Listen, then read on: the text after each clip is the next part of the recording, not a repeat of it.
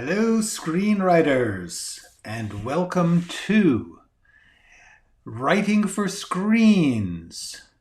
Today we are doing an Ask Me Almost Anything. How do you know when the script is done? I'm going to be, today we are not going to be plunging into our untitled podcast or killer story because I had a bunch of questions that were sort of big and profound and worth spending a little time on here. And also, should anyone want to come on live and ask more questions, this is your chance to ask me almost anything. If you are watching this live, then if you are watching this not live, if you are live but I am not, you want to still ask a question in a future episode, just contact me through writingforscreens.com. There's a contact me button on just about every page. Further, you can just type a question into the comments of any Writing for Screens video and I will get it and I will do my best to answer it. So, welcome. Today's Ask Me Anything question was about how do you know when a script is done, when it's ready.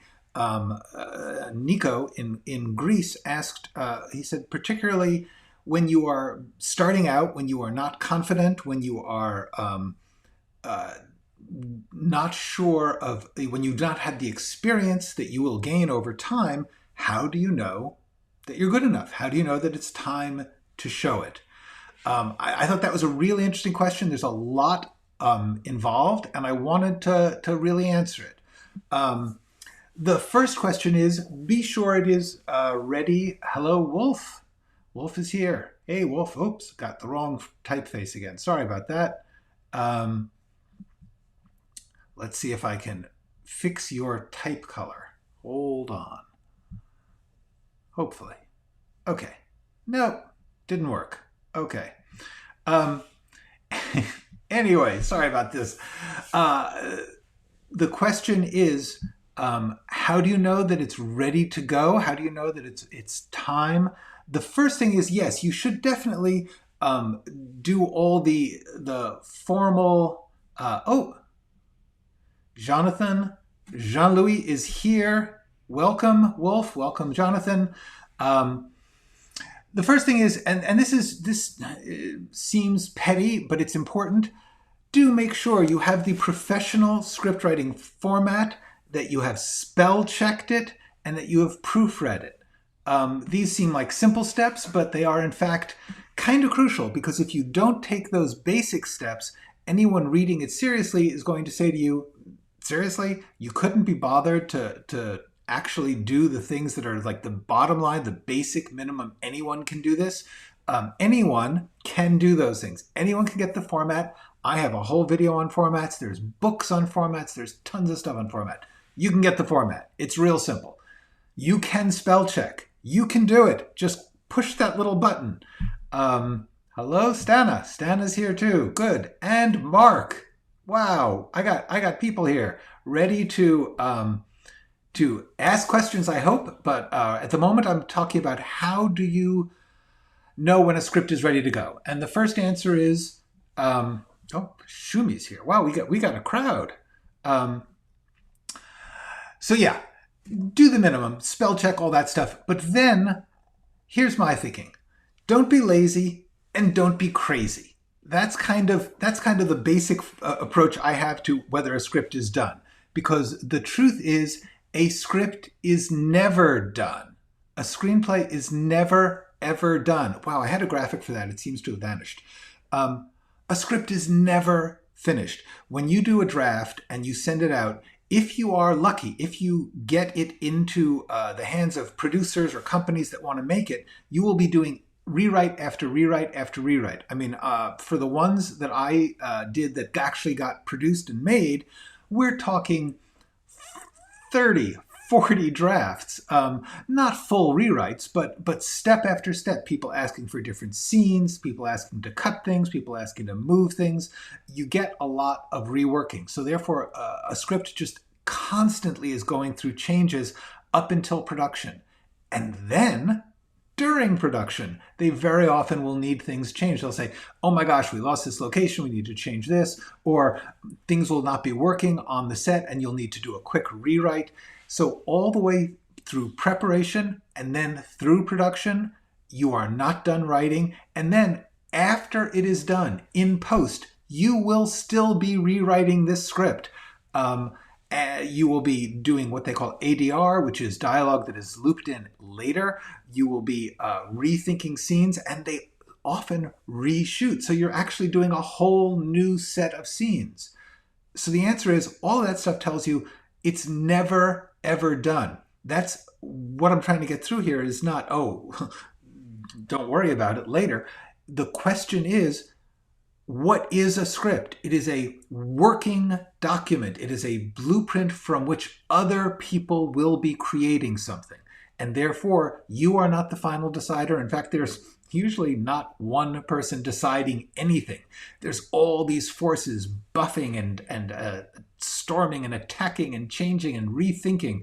So the answer is, a script is never done, and you might as well get used to that now. I know that inside you're thinking, yeah, but my part of it, how do I know my part of it is done? Well, the first thing I would suggest is set it aside. Do something new. It's really important to get some perspective, and it is almost impossible to get perspective. So one of the things I suggest you do is when you finish a draft and you go as far as you can, set it aside. Now, if you set it aside and you don't do anything else, you're not really setting it aside. Mentally, you're still going to be clicking away. I wonder if it's ready. Can I look back at it now? Doesn't help. The way that you actually mentally set it aside is to put something else in your mind, to work on a new piece. Then when you go back to it, you will have perspective. Furthermore, the industry, the world, they're always going to want more. So therefore, you don't want to just focus on one script forever. Get others into the works, into the pipeline. It takes a long time to write a script. Might as well start now. While you're working in between drafts of script A, get script B started. Start to do the outline of script B. Then go back to script A. If you can do that, do that. Thank you, Adam. Adam is saying, great process suggestions. I agree. These are great. So that's the first step. Set it aside and do something else. That is how you know that you are looking at a script and you are looking at it relatively clearly. You will never be objective because there is no such thing as objective. I don't know where people got this. Oh, I'm looking at this script objectively. That's dumb. There's no objective. It's just different people's subjective. It's art. So therefore, don't worry about objective. Just try and get some perspective. Different than objective. It's just, oh, I'm looking at it from here, I'm looking at it from there. You know what artists do sometimes? Like graphic artists or visual artists? They'll look at it in a mirror. Just change the perspective. If you can do whatever you can to look at your work from a new perspective, cool. The other thing I wanted to say is you're going to get a lot of advice on writing a script in which people will tell you, they'll put a lot of pressure on, don't show it to anyone until you know it's as good as it can be. It's, you only get one chance to get people's opinions and all this stuff that advisors tell you about basically how to sell a script. And that's true. It is true that you're only going to get one chance, to make a first impression, and it should be as good as it can be. And that's all true. But like I said, what they're trying to do is stop the people who, and there are an awful lot of you out there, who just don't work hard enough. You don't take the time to really put in the work that it takes to be a professional writer. Understandable, not everyone can do that, but these advisors, these people who are telling you how to write, they're on the receiving end of a lot of scripts that are sloppy, that are not thought through, that are just not good enough. And so therefore they're like, get it right, do better. That's true. I would say, once again, don't be lazy about it, but don't be crazy about it. Don't worry too much that you're not going to get your one shot. There is no one shot. So these advisors, they're not really telling you what it's like to be an artist. An artist is someone who is constantly taking something and putting it out there and getting beat up and having to figure out how to find the good in that and then doing it again. That's what you do. And to a certain extent, if you're not at the stage where you're comfortable putting it out there, just put it out there to get that experience. Put it out there to learn what it's like to see things after someone else has torn it to shreds. And you suddenly say, oh, that's really right. And some of the notes will be, nah, that's not good. That's all part of it. It's not done. You are going to be showing it to people, hearing what they think, deciding some of it is good and some of it is bad. The other big question about whether or not the script is ready to show is about the read. Quentin Tarantino has talked about the concept that that you want to write a script that's so good that you almost don't have to make it, that it's a work of art and a great read and it's all on the page. And that is true. It's cool. It's a great ambition. However, it is also true that if you ask any actor or director, all that overwriting can really get in the way of what they are going to need to do with it. So there's the production friendly, the fast read, the script that is stripped down as much as possible versus the screenplay as a work of art. Now, this is one of those things where there's not a right or wrong answer. People who have to read a lot of scripts, they hate slogging through a lot of words. On the other hand, those words, if well done, if steering the imagination towards the story and the drama and the characters, it can be magical. So this is a balance. This is a one thing where you're going to want to have a bit of the screenplay as a work of art and a bit of the how can I make this read as fast as possible with as little description as possible, just make it race. It's a balance. You're going to want both. Is it ready to go in either way? That's part of the choices you're going to have to make. You're going to have to live with it. So what I would say about that is, Quentin Tarantino can afford to have certain ideals. There are people like Quentin Tarantino, David Lynch, Terrence Malick, people who lucked into having a hit with their art. That's a rare thing. It's a beautiful thing. Thank goodness they got that. But the fact that you don't have a hit doesn't mean you're not doing art. And the fact that you are doing art doesn't mean you will or won't have a hit. It's just not related. So therefore, I would say when it comes to the great artists, just a little note, study them, but be you. Do what you can do. Sometimes you're going to want to work on your skill as a fast, stripped down, production friendly writer. And sometimes you're going to want to work on your skill as a full, rich screenplay as a work of art writer. So all that said, we still have the question, is it ready? Is it good enough? And honestly, here's the bottom line. You're only as good as you are. Be as good as you can be and then show it to people. That's really the game. Write something, show it to people, and do it again. That's the whole business. When you look at it and you think, well, I guess I've got as far as I can get. I can't see any way that I can make this better. Or even cooler, I like this, then it's ready to go. Is it good enough? Good enough for what? I don't even know what that means. You are as good as you are going to be at the moment. So show it to people. Get reads from inside and outside the industry. The only way to get better, the only way to know if it's good enough is to show it to people. Okay? Write something, show it to people, and do it again. Will you know that it's ready? Nah, you really won't. You'll never know. It's as ready as it's gonna be. Just do it. It's a process. It's not a dividing line between before and after. It's an ongoing process of working on stuff, showing it to people, learning how they like it. When you feel pretty good about it, show it to someone and be prepared for trouble. Just that's the business. This is a quote I read by from a novelist and screenwriter, Walter Mosley.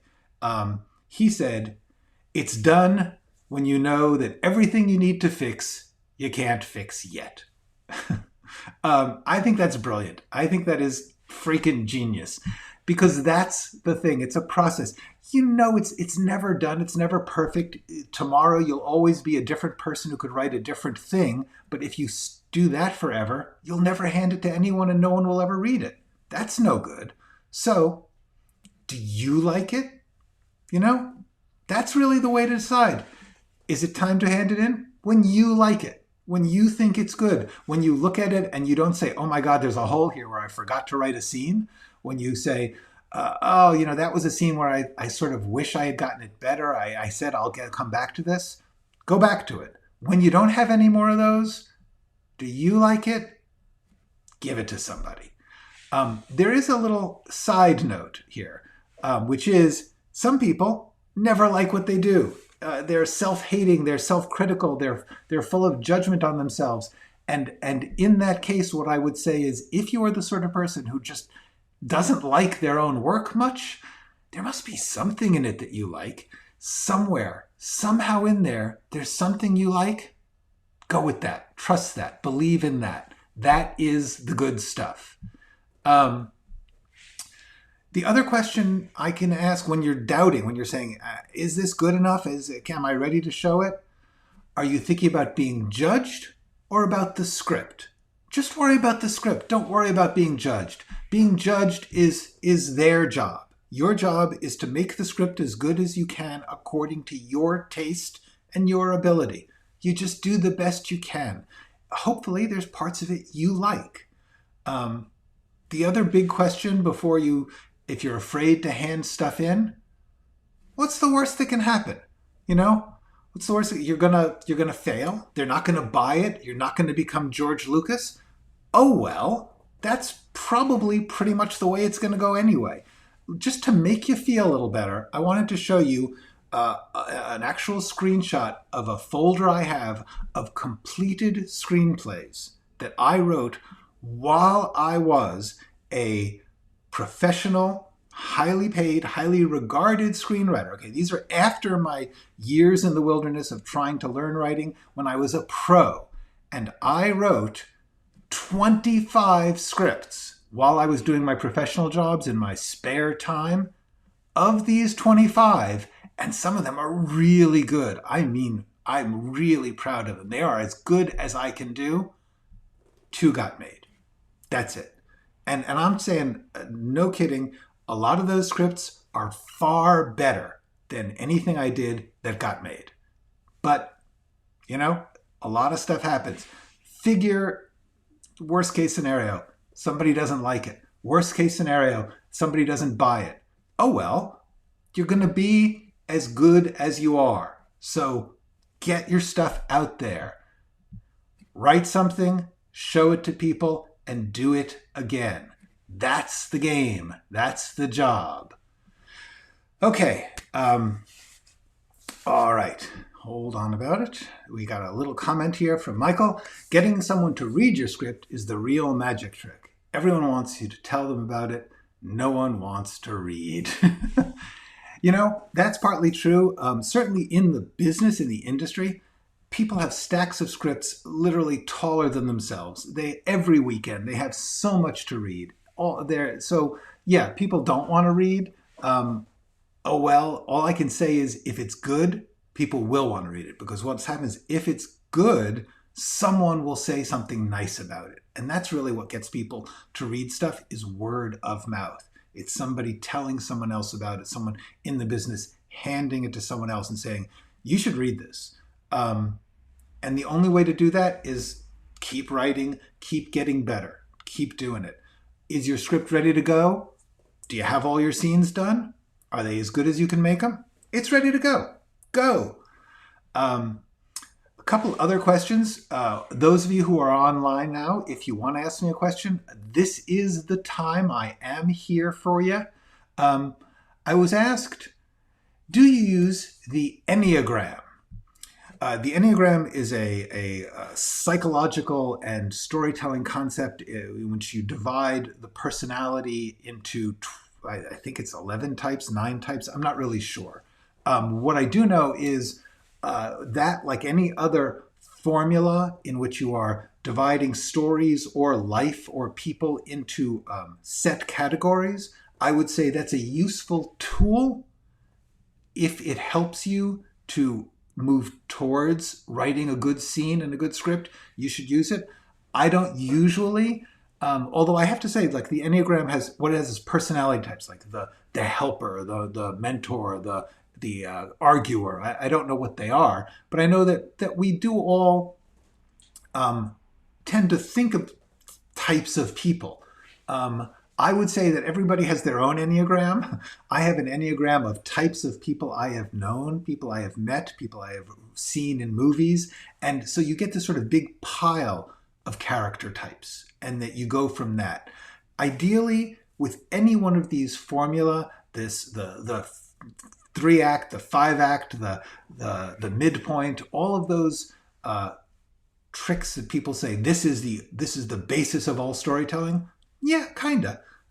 Even the ones that I have said I think are pretty basic, kinda. They are things that you should internalize and use, and then you have to do the magical step of making it new and making it alive and making it coherent. That's the trick. If the Enneagram helps you, if you can say, oh, I know that type of person, they're the nag, they're the gourmet, whatever they are, cool. If that helps you, it helps me often. I will often sort of sloganize a character in my mind. I'll say, in the script that I'm working on now in front of you guys, I have, oh, look, Adam's given me the types. Hold on.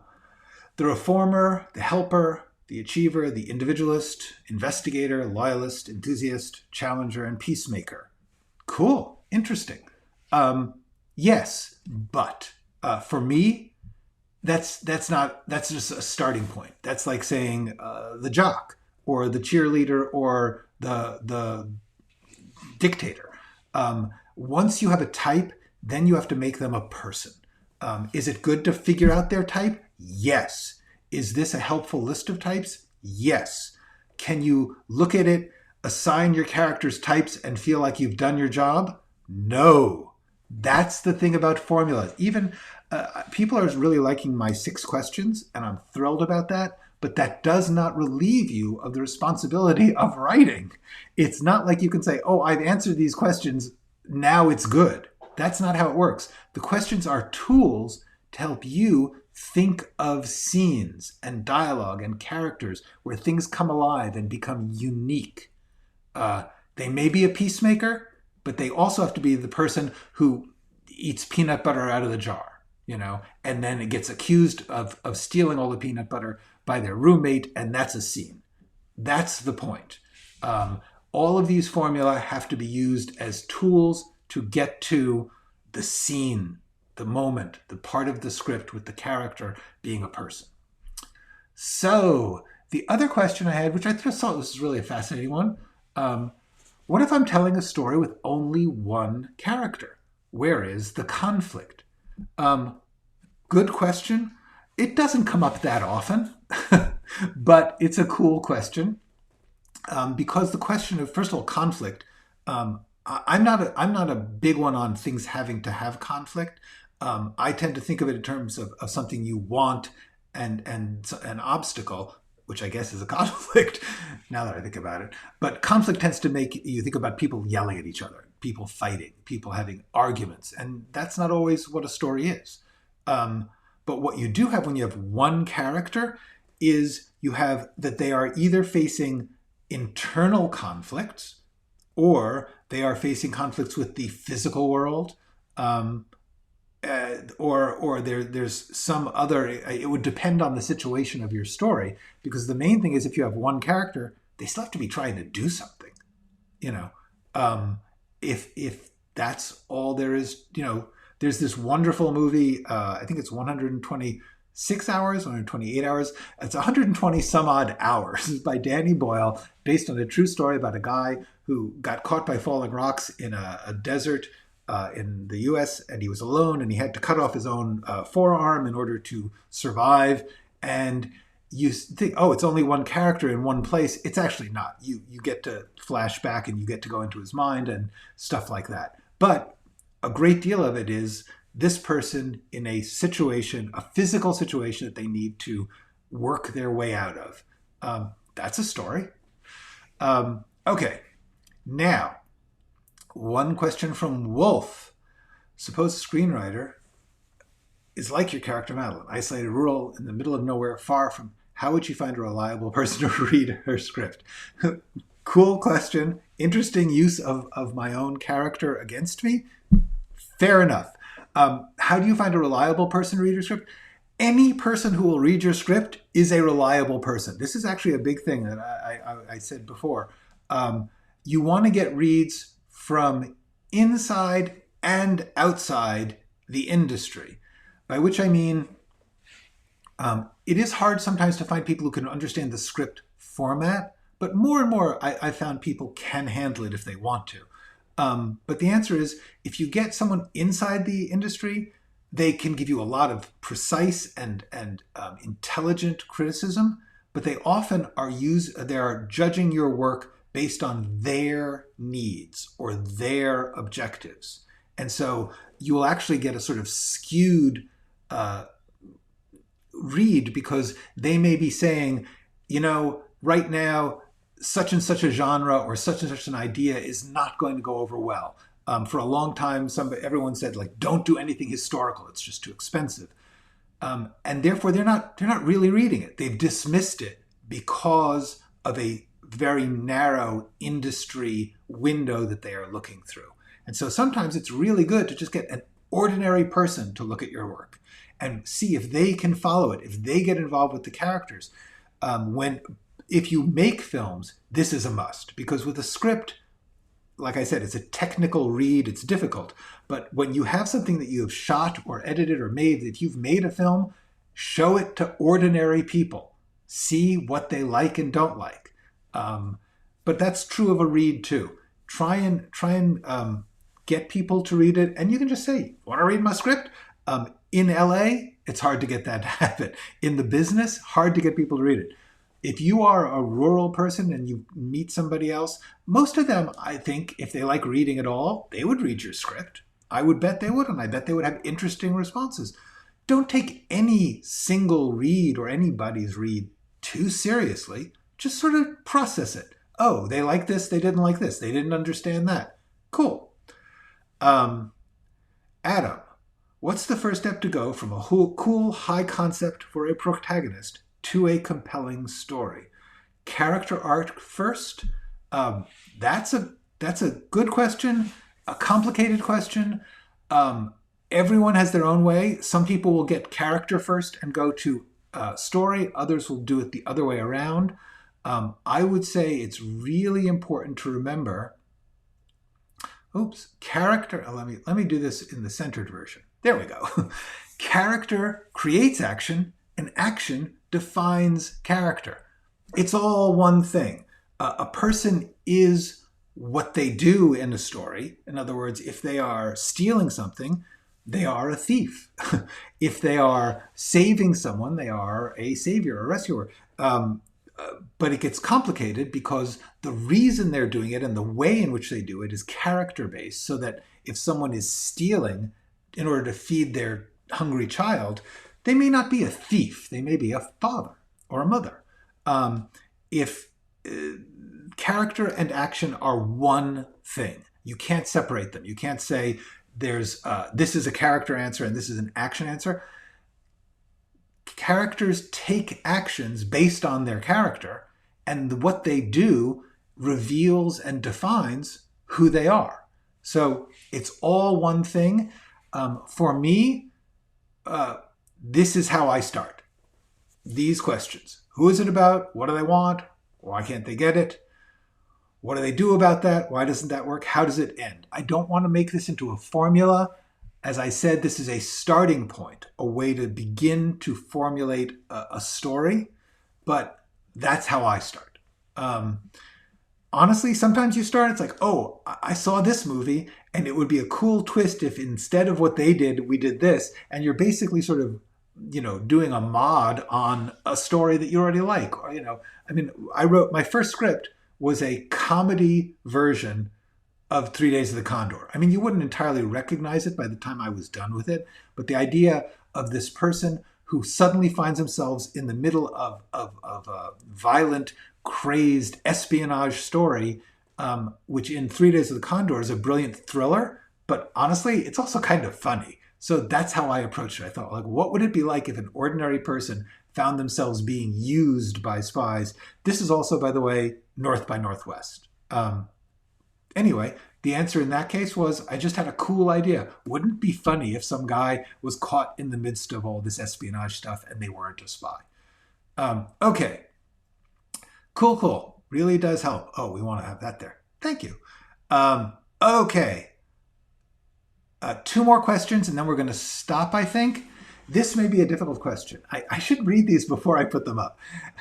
How do you get rid of an idea? It often happens when I come up with names or certain moments later the ideas, but I'm still occupied. That's a cool question. That's the kill your darlings question. What do you do when you have something that you love, but isn't working? It's getting in the way. And the answer is I've got an upcoming video about brainstorming and scrap piles. What I would say is that's for the scrap pile. You take that and you put it write down anything that comes into your head that you don't have a place for, including stuff you have to rip out of one of the projects you're working on. I have piles, just documents of just lists of characters, types of characters that I thought of. Maybe I was going to use them in one thing and they didn't work out. I just put a character description in this document, characters. Another one, scene ideas. There's a scene that I actually, in this the Untitled Podcast Killer project, I am cannibalizing. That's what you'd call it. You take the pieces of something that you couldn't use in a script, or something in a script that failed and no one liked, but you really like that bit, just take it and use it again. Use it in something else. First of all, it's yours. You can use it as many times as you want. And second of all, if no one liked the first script, but you like that piece, maybe that piece is still workable. Does that help, Loris? The answer would be, if it doesn't fit in the script, don't throw it away, but take it out. Write it somewhere else. Keep it somewhere. Have a folder that's full of ideas, spare parts. That way you don't feel like you've lost it. You've just moved it to a back burner, a side shelf, and you can get it out of the place where it's causing trouble. Another one where we got when world building, I understand the rule is to do it in your first 10 pages for a feature script. What is the ideal for a short script of 30 pages?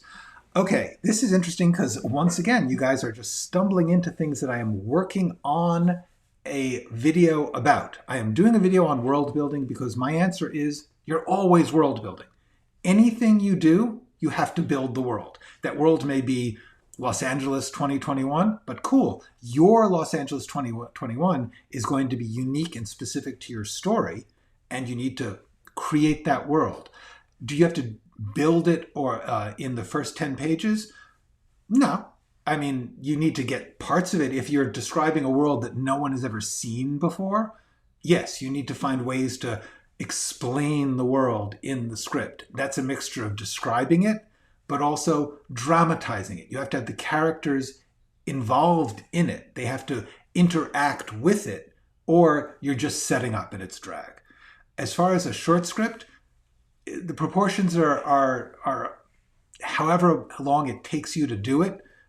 If your script is 30 pages, Ideally you want to be getting into the story right away, and then you're learning about the world as the characters go through it. That's how world building works. There's a movie called Best Years of Our Lives. It's a genius movie from the 1940s. It came out right after World War II, and it was about the soldiers coming home from World War II. Now, that starts with these three soldiers, and then they go home. They're in Europe. They go home, and each one of them goes into their lives, and we cut from one character to the other as they're trying to make their way through. Now, that was contemporary America. That was no world building needed. But in fact, with each scene, they were defining what the world of the returning veteran was.